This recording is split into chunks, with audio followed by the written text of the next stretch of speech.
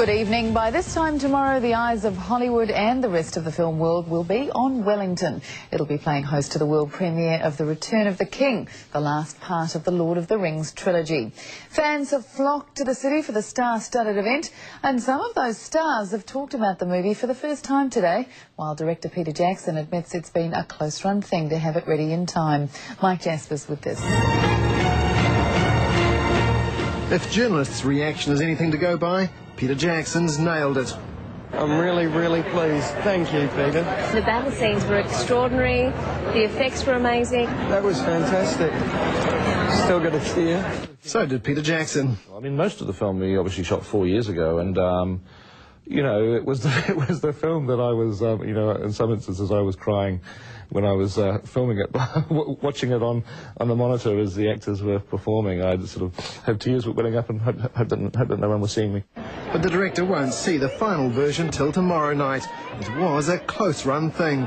I finally added the last Gandalf grunt to the battle scenes for the third film only about 2 weeks ago. We spent the entire year working on it, and we just ended up, you know, working on it up until, like, well, last week in actual fact.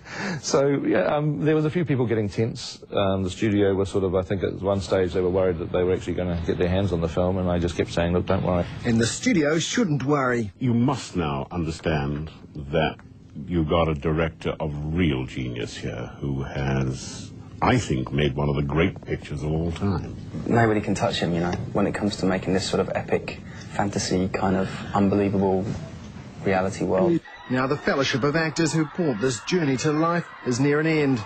I think we know each other on a deeper level that doesn't need small talk almost, you know, like there's a common understanding between all of us, and that feels nice. Next Christmas is going to be strange without having a Lord of the Rings movie to promote.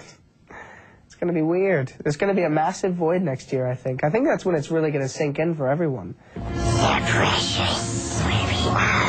We've achieved, I think, in my mind anyway, I've achieved what I set out to do way back in 1995, you know, and I'm very proud of it. Something all New Zealand can celebrate tomorrow. Mike Jaspers, One News.